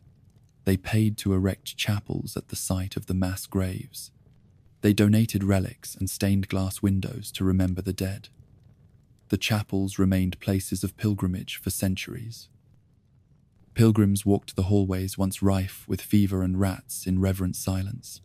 They prayed for protection against plague in their own homes and wrote petitions in hopes that the saints would spare them from the same fate. In the end, mortal sickness proved the harshest jailer of all. No cell-barred heat, or mice, or hunger to a greater degree than disease. Dysentery pared away strength. Scurvy broke bones from within. Plague stripped life from the living in a single night. The medieval jail survived on cruelty and on the pretense of justice. Yet it was disease that dispensed the final sentence. No confession could halt it. No prayer could contain it. In those cells under the earth and stone, the only verdict was death. You wake before dawn to the clatter of chains and the harsh bark of a jailer's command. In the dim light you see a wooden bowl placed at the foot of your plank. It holds a thin gruel of boiled barley so watery that each spoonful tastes of paper soaked in pond scum. There is no salt, no spice, no flavor to chase away the memory of hunger. You lick the bowl clean despite the bitter taste that tears at your tongue. Bread comes once a day, if at all, and then only in small crusts so hard they crack your teeth. The loaf is baked from the poorest grade of grain ground between stones that never felt the touch of cleaning water. Bits of chaff and husk mix with the flour and add a scratchy texture that grates across your palate. You pray for a single crumb that might hold a shard of dried fruit or the faintest trace of sweetness. None ever arrives. Water is worse. A single barrel sits in the corridor. It collects rain through a leaky roof or from the overflow of the nearby latrine pit. Prisoners dip wooden cups into that foul liquid and bring it to their lips. Each gulp brings a swirl of sediment that catches on your gums. You taste iron from rusted nails and feel grit from sand carried in on the wind. Mosquitoes hover above the barrel and dive toward the surface as if they recognize a banquet. Privy pits lie just outside the cells. They are little more than holes dug in the ground lined with timber that rots under constant use. Waste seeps into the soil and runs through fractures in the stone walls. On rainy days, the pit overflows and floods the prison floor with urine and feces. Guards laugh as prisoners slip in the filth. Water from the barrel mixes with that deluge and turns a sickly yellow. You press your lips together and hold your breath as you walk past. Disease spreads quickly through the prison. Dysentery follows every bowl of gruel and every sip of tainted water. Each prisoner cramps and doubles over in pain. A few call for a priest, but the voice of God brings no relief to blistering bowels. Guards dump buckets of urine-soaked straw at the feet of the dying and leave them to suffer. Their screams echo through the corridors like a warning to the living. Some men try to supplement their rations. They save scraps from the great hall or trade favors for a stale roll hidden beneath a bench. Others risk bribes to a guard for a turnip quartered from the kitchen carts. A single slice of raw cabbage can stave off scurvy for a day, yet barter brings beatings and the loss of what little coin remains. Guards confiscate any food not handed over on command. The punishments make hunger feel like mercy. At midday, a handful of prisoners gather near a gap in the wall where rainwater drips in. They cup their hands and catch the drops one by one. Each drop is a lifetime of thirst quenched. They sip and let the cold water flow down their throats while the rats circle at their ankles. When the last drop dripping from the wall falls, they press their lips against the stone and lick the wet, rough surface. The taste of earth and mold fills their mouth. Guards monitor the privy pits with the same care they show prisoners. They ensure that no bucket is removed for washing. They laugh when a man tries to rinse his wounds in the overflow. They say that only the strongest will survive the jail. In this brutal calculus, each mouthful of food and each drop of water becomes a gift to be earned by endurance and by humiliation. Your own body feels the menace of starvation and thirst every hour. Your tongue grows thick and fissured. Your lips crack and bleed. Your hands tremble from lack of nutrients. You press your head against the cold wall and count heartbeats. You wonder which will fail first, your strength or your mind. Each breath carries the promise of fainting or fever. In these cells, the simplest pleasures become impossible, and the most basic needs become instruments of suffering. In the shadowed corridors of the prison, no corner was more dreaded than the privy pits. These crude cesspools sat just outside the cell blocks, hidden behind wooden slats that served only to contain the worst of the stench. Prisoners knew that every trip to relieve themselves risked exposure to a torrent of human waste, and to the diseases that festered in that liquid mire. Privy pits were dug directly into the earth and lined with fallen timbers. Over weeks and months the wood rotted, allowing human excrement to seep into the surrounding soil. Rainwater carried the waste across floors and through cracks in the stone walls. By the time it reached the prisoners' bowls and cups, the tainted moisture teemed with bacteria and parasites. Dysentery thrived in that environment, turning once hardy men into trembling shadows. At sunrise, the first bucket of filth would slosh across the yard as warders hauled it away in cart or barrel. They dumped the contents into a nearby stream or into an open trench beyond the walls. Few stopped to consider how that polluted water made its way back to the prison well. When drought or siege cut off fresh supplies, the same streams became the only source of drinking water. Prisoners drank the sludge and sealed their own fate, flies bred by the millions around the privy pit. Their buzzing formed a living storm that followed prisoners into their cells. The flies feasted on waste in the pit, and then on open sores and on bowls of gruel. They laid eggs in the tiniest fragment of food. A single drop of porridge left unguarded became an incubator for maggots. Prisoners who ate such food contracted intestinal worms that drained their strength faster than any blade. Mosquitoes emerged from the shallows of the overflowed pits as dusk fell. Their bites carried fevers that left victims delirious. Prisoners scratched until they drew blood. They bore the sores that became gateways for further infection. By the end of a single night in a cell near the pit, a man might bear more insect marks than healthy flesh. The itching drove him nearly mad as he sought relief from a swarm that refused to retreat. Scavengers of disease rode on every wind that blew through cracks around the privy. Mutated spores of black mold found refuge in damp fecal matter. They formed clusters of toxic growth that released mycotoxins into the air. Prisoners with weakened lungs from cold and from poor ventilation fell victim to respiratory infections. Their coughing churned the thick air into a haze of droplet and spore. They struggled to breathe and to speak as their voices rattled with phlegm. Guards took only grudging measures to stem the tide of disease. They sank a new pit once the old one overflowed and named it after the captain who oversaw its digging. They drove stakes between the cells and the pits to ward off rats and livestock. They posted notices forbidding prisoners from washing clothes in the trench. But each order came too late. By the time one pit filled, its contents had already poisoned the next. Prisoners devised makeshift ladles from broken belt buckles to dip water from the puddles furthest from the pit. They believed that distance alone might spare them the worst of the filth. They built small barricades of straw and wood to channel overflow away from their cells. Yet each attempt left them vulnerable to beatings when guards discovered their contraband. Discipline returned the waste to its course and punished those who sought a drop of cleaner water. The privy pit also served as a graveyard for refuse. Prisoners tossed plates and bowls, bits of cloth and broken tools into the hole. They swept crumbs of rusted iron and nails alongside rotten rags. The pit swallowed it all. It became a monument to neglect. No one emptied it. No one treated it. It stood as a living testament to the prison's contempt for human life. When the jailer sought to impress a visiting official, he ordered the pit covered with planks and fresh straw. The stench dimmed for a day or two. The official nodded in satisfaction and walked on.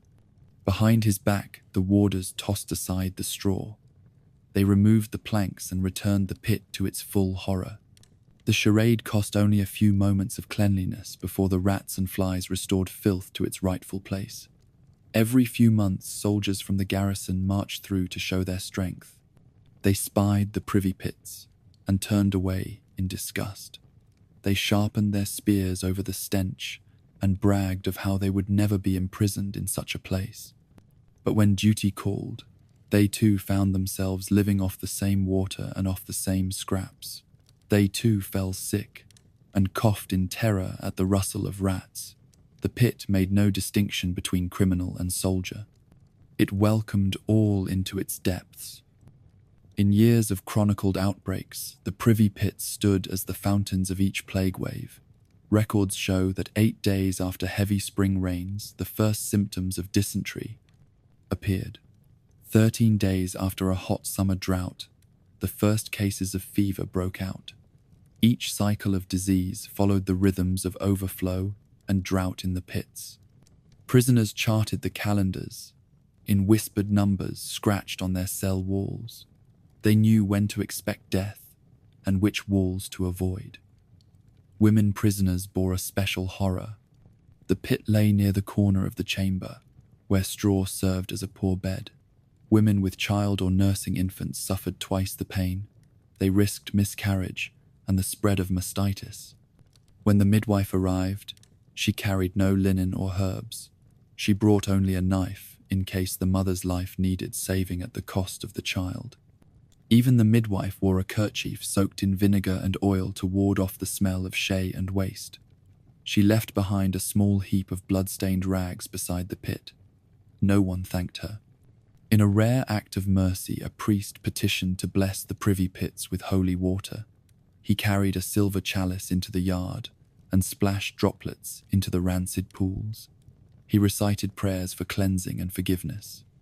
The rats scattered in surprise, but returned within minutes. The flies buzzed louder in protest.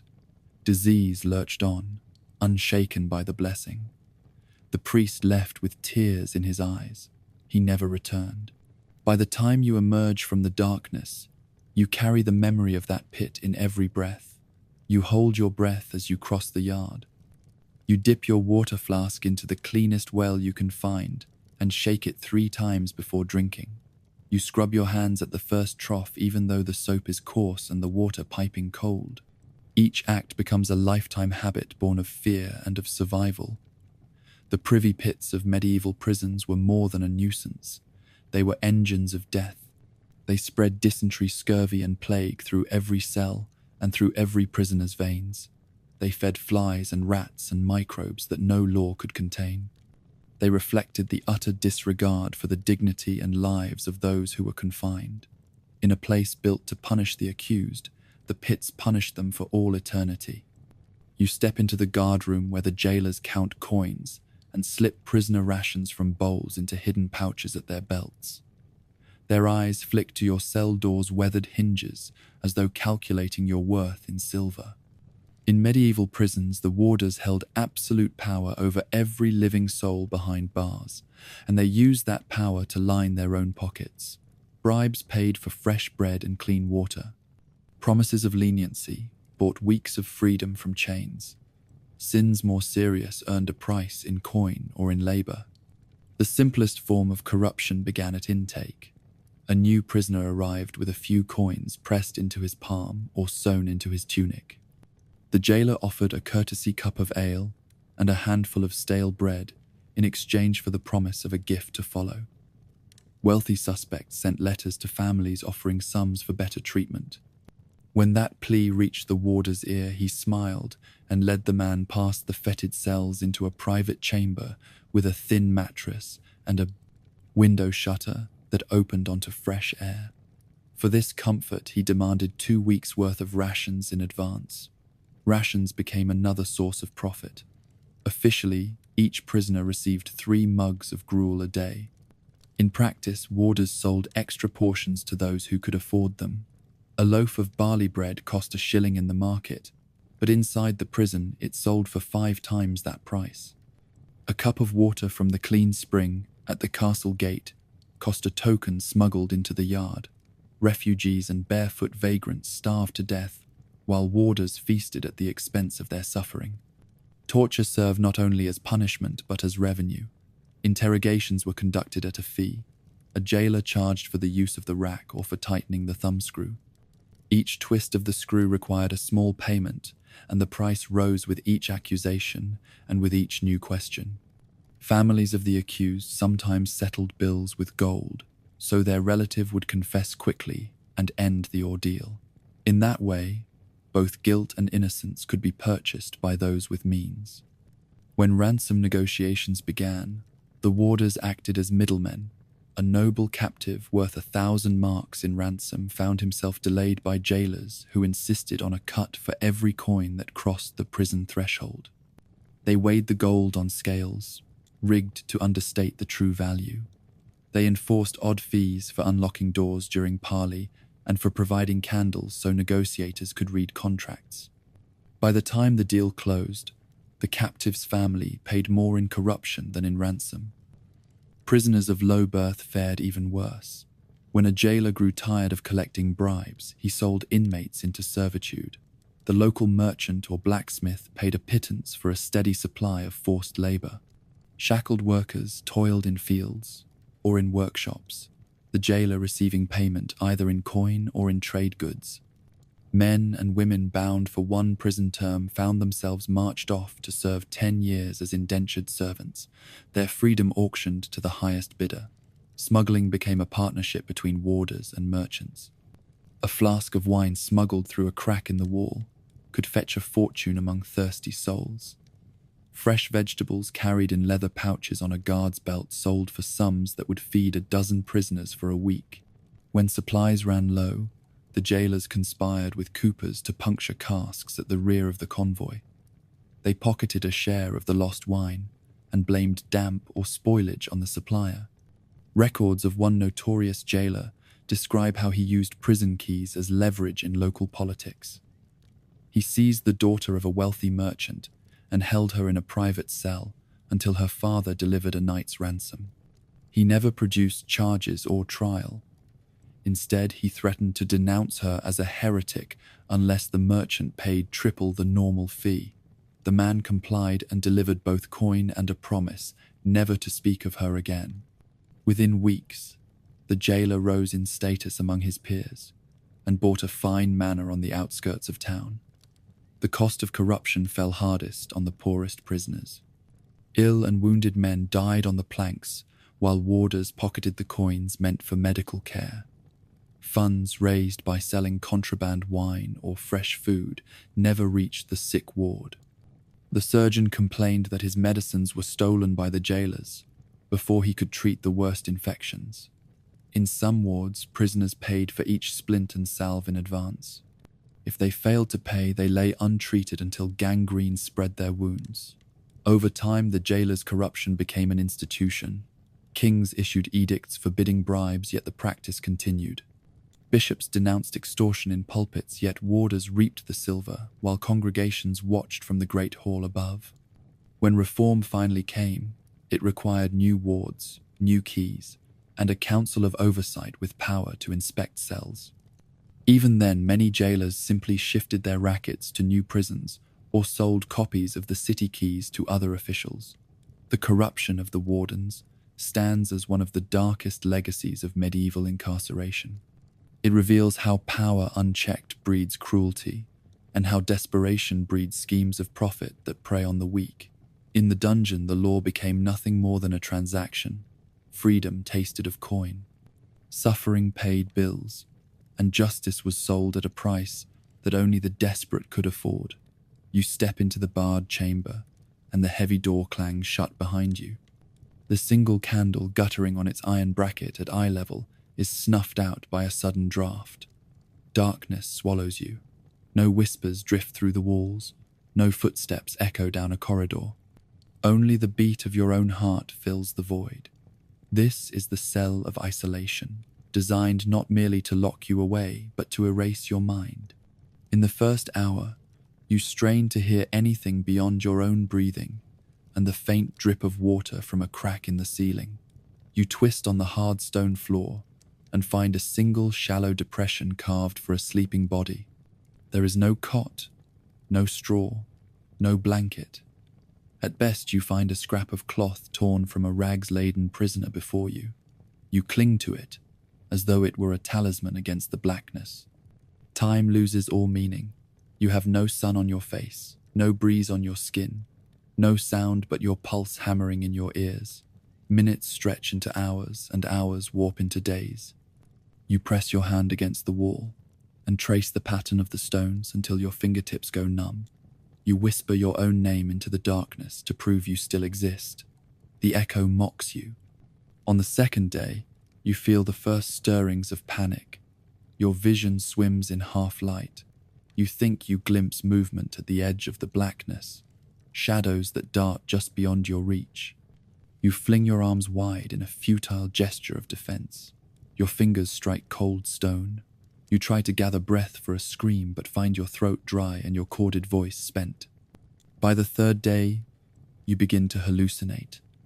A single drop of water drips at irregular intervals, and you count the time between drops as though it were a clock. But the drip slows, then stops altogether, and in the silence you hear voices calling your name. You strain to locate the sound but find only your own fear echoing back. You wonder if the walls themselves speak to you, if the jailer's laughter is hidden in the mortar. Hunger gnaws at your belly, though the guards promise food twice a day. When the slice of stale bread arrives, it tastes of ash and despair. You find scraps of mold clinging to the crust. You eat it anyway, fearing that refusal will bring further punishment.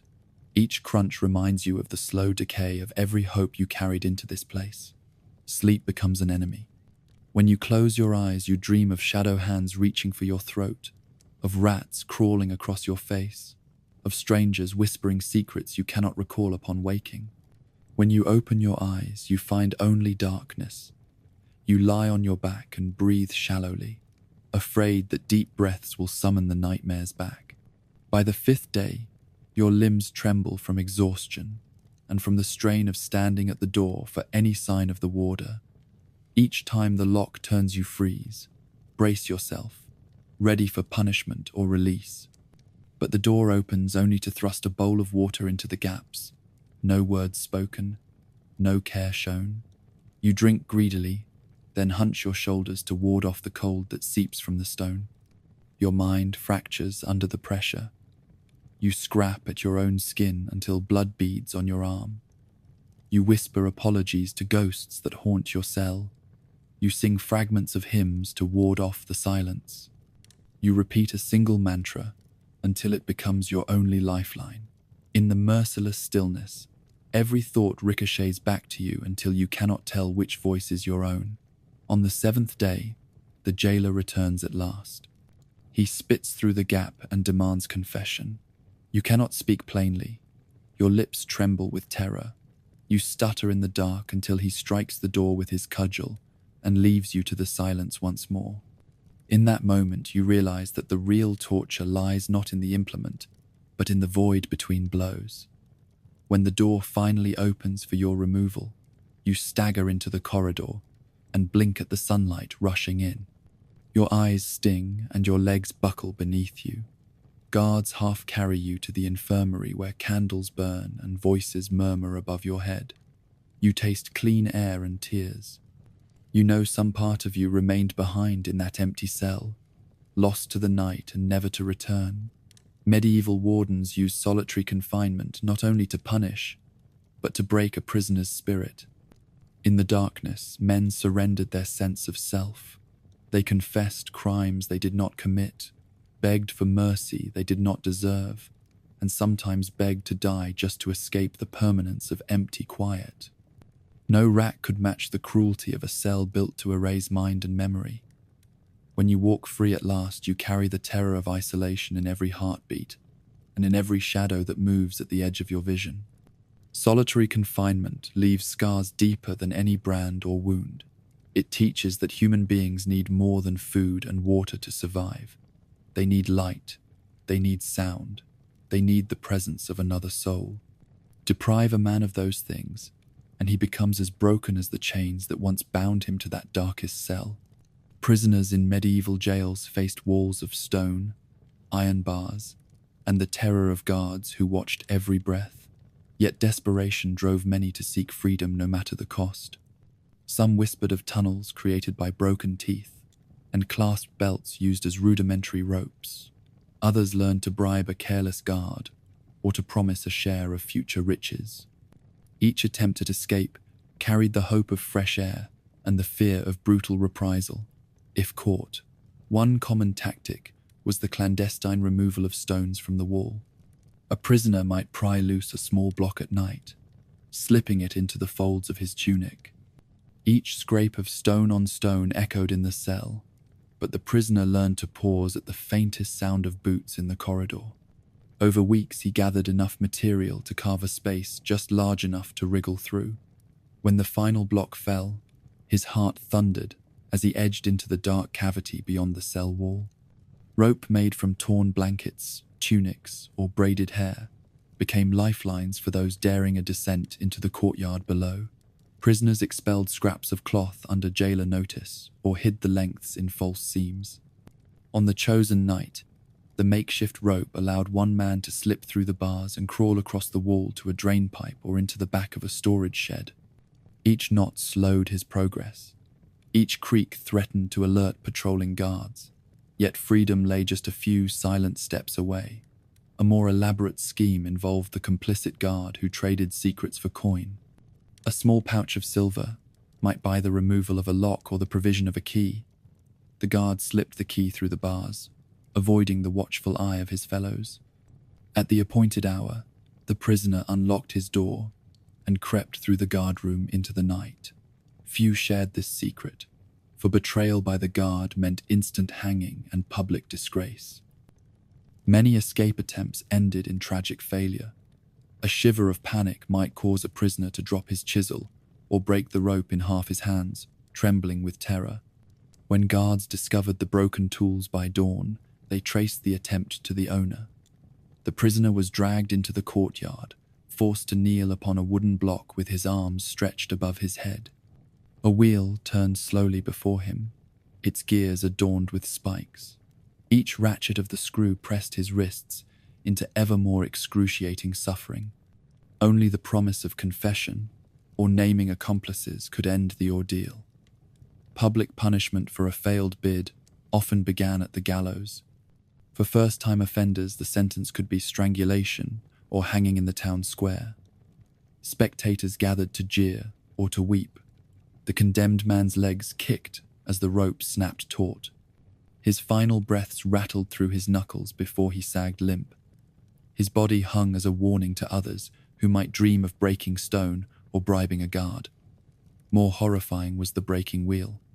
A prisoner who killed a guard in his escape attempt faced dismemberment. His limbs were pinned to the great wheel and shattered with a heavy iron cudgel. The guards struck at each joint so that flesh tore away in long strips. In some courts, they gave the prisoner a single mercy blow to the heart. His broken body was left in place for days so that scavengers could feast and passers-by could learn the price of defiance. Those who survived initial torture sometimes found themselves sold into servitude. A jailer might sell a recaptured fugitive to a wealthy merchant or a distant lord. The prisoner was marched off in chains, bound for years of forced labor in the mines or on a remote estate. The promise of ransom never came. Instead, the man was forgotten by friends and family, his memory lost to hunger, disease, and the endless beat of a whip. A rare few managed to escape entirely. One such story tells of a merchant's son who used a strip of his shirt twisted into a rope. He slid through a window left ajar by a negligent warder and folded himself behind barrels in the courtyard. He stole a cloaked guard's uniform and walked out the main gate at dusk. His footsteps echoed on stone, then vanished into the forest. He reached a friendly abbey and took the next ship to a distant port. Tales of his flight circulated for years, inspiring songs that exaggerated each step of his flight. Survivors of a successful escape returned only once to rescue a friend or to seek vengeance. They moved like ghosts through the undercroft, using secret tunnels and hooded lanterns to avoid detection. When they found their friend in a cell, battered but alive, they forced the warder at sword point to unlock both cells. Together they fled into the night. Such rescues carried the gravest of reprisals. Any guard found to have aided an escape faced hanging without trial, and tougher locks were installed at every gate. For wardens and jailers, every foam of anger and every twist of a soldier's boot on the dirt floor reaffirmed their absolute authority. They boasted of the chains they broke and the legs they shattered. Yet each new lock and each new bolt was only as strong as the next bribe. In a prison where money talked louder than justice, every lock carried hidden cost. Guards demanded new fees for each lockpick they swapped with a crooked key. They memorized the shapes of all coins until they could guess the size of a purse at a glance. Escape and punishment in medieval prisons formed a grim cycle. Desperate men risked everything for a breath of clean air. When they were caught, their bodies paid the price in torture or death. Their fates taught other prisoners that hope must be buried like the bodies in the mass grave. Yet the human spirit, pressed by metal and by cruelty, still whispered of freedom in the darkest hours. Each account of a successful flight became a legend whispered in the cells, a promise of defiance that no chain could hold. Prisoners destined for trial awake to the clang of iron cell doors and the weight of chains on their limbs. Guards seized them by the arms and dragged them down stone corridors toward the hall of justice. Each step echoes with the jangle of shackles. A single torch lights the way. The prisoner staggers forward, heart pounding, unsure whether mercy or agony awaits behind the carved wooden doors. Inside the hall, the judge sits upon a raised bench alongside scribes who record every word. No plea of innocence earns mercy here. Accusations fly like arrows, and witnesses testify under oath or under threat. When the verdict is pronounced guilty, the prisoner's fate is no mere sentence but a passage to torment. The door at the far end creaks open, and a wiry guard nods. They propel the captive into darkness once more. The torture chamber lies beyond a low arch. Its flickering torches reveal racks and chairs and iron cages in which no man would wish to linger. Chains hang ready on the walls. The warders call in a team of torturers who relish their grim craft. They force the prisoner onto the rack by pushing arms and legs into leather straps. The wood groans as the mortal frame is stretched beyond natural limits. Each turn of the crank draws sinew taut. Pain rips through shoulders and hips until joints crack with a scream. From a side table, the torturer selects the Iron Maiden, a coffin of spikes that gape open like a monstrous mouth. The prisoner finds himself thrust between cold steel plates. Each movement presses a spike against flesh, without piercing a vital organ. The agony builds as the iron slowly closes. No sword can cut this device. No prayer can still those spikes that promise a slow and certain death, unless confession comes first. When the rack or the maiden yields no confession, another device awaits.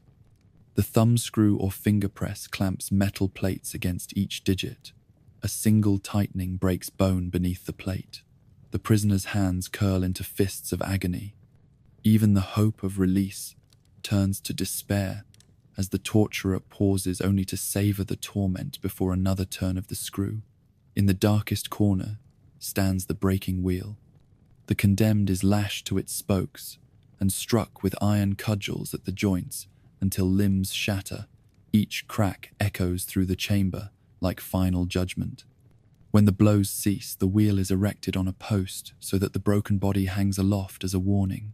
Throughout the process, the prisoner cries out for mercy. The judge remains unmoved. The warders record nothing of this suffering. It is justice performed in secret and in shame. When the prisoner finally relents, he confesses in hoarse gasps, naming friends and strangers alike. The torturers pause and ease their grip. The rack's wheel unwinds. The maiden opens. Prisoners fall free or are hauled away to face execution by sword or fire. Trial and torture were the twin pillars of medieval justice. One declared guilt, and the other extracted confession through engineered suffering. No prisoner could expect fair hearing or humane treatment. The path from cell door to torture chamber was one of shadows and pain, from which few emerged whole in body or spirit. You wake to the cold drip of water in the corridor, but you do not stir. Your body lies stiff on the plank, your breath shallow and raspy. Around you, other cells hold hollowed shapes that will never rise again. Death in custody was not rare. In medieval prisons, it came as surely as night follows day, a slow procession of suffering that ended without ceremony or grace. The simplest killer was exposure. Cells stood unheated and drafty.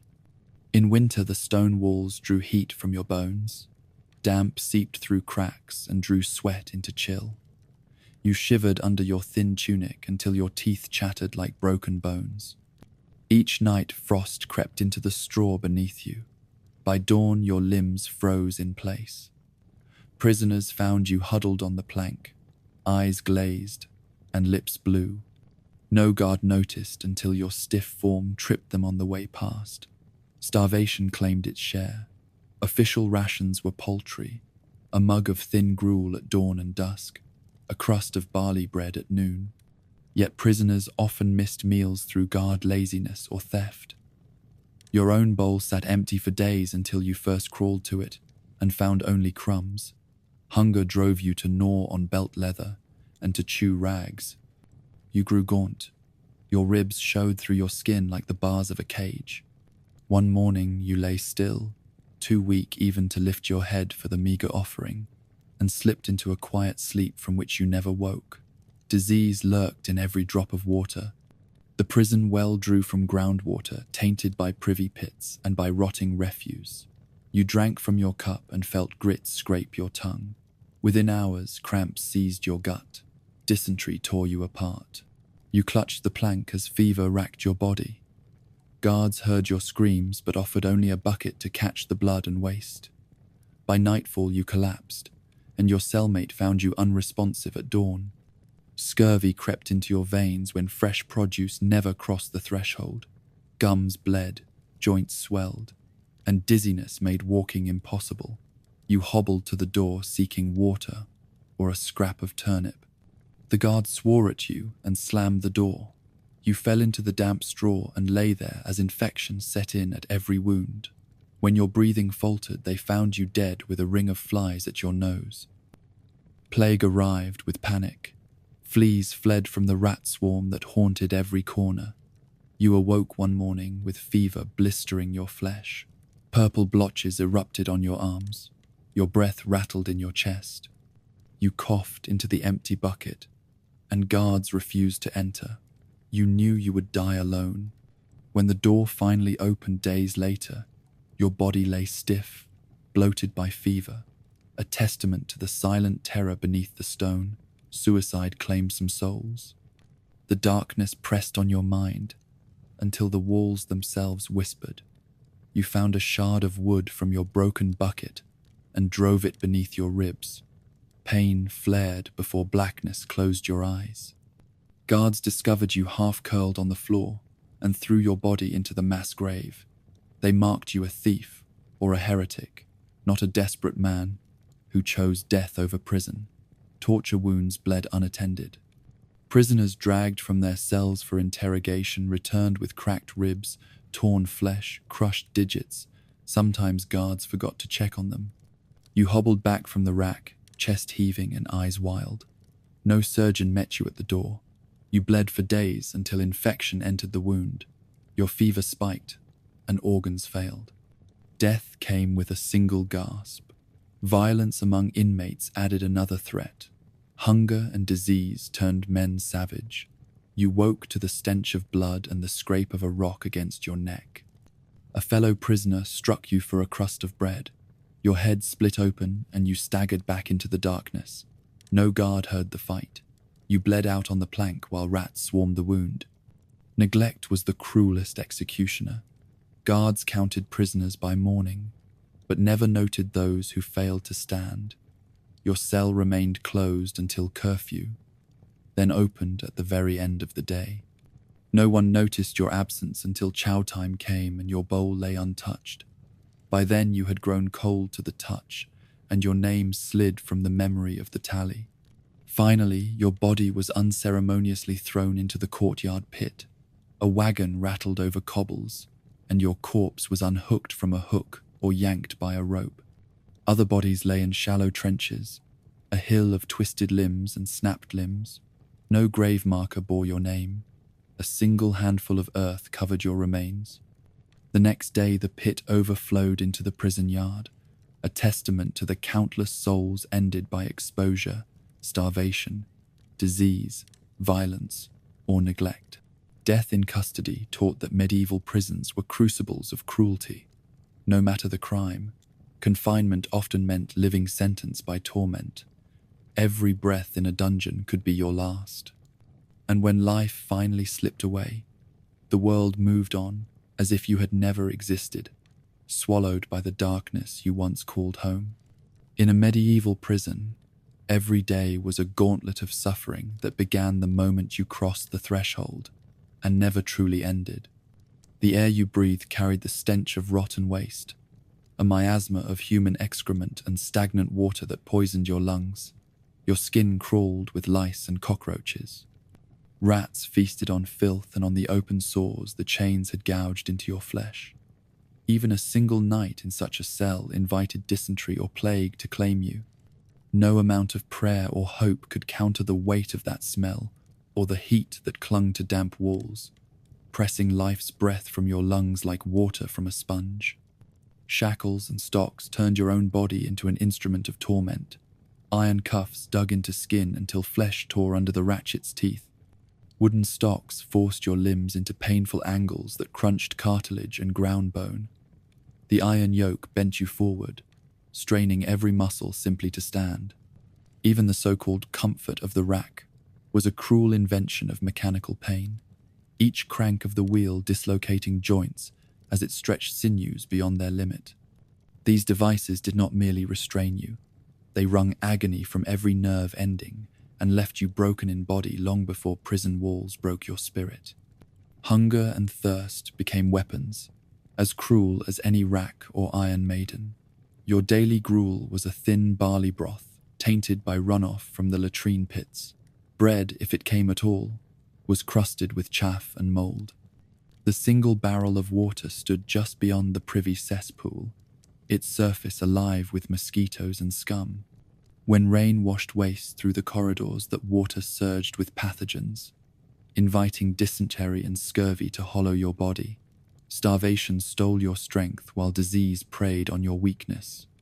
You learned to lick every spoonful of gruel as though it were nectar, even as your stomach revolted at the taste of rot.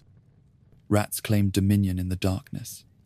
These vermin swarmed under every plank and through every crack, gnawing at your boots, invading your bedding, feasting on your fellow inmates where they fell. Fleas from rat fur brought plague and fevers that blistered your flesh and boiled your blood. Flies laid eggs in open wounds and in morsels of stolen food. Mosquitoes bred in the overflow of the pits and carried fevers that left you delirious. In the prison's gloom, these creatures were neither pests nor scavengers. They were executioners with many legs and merciless jaws. Corruption among the jailers magnified the cruelty of the walls.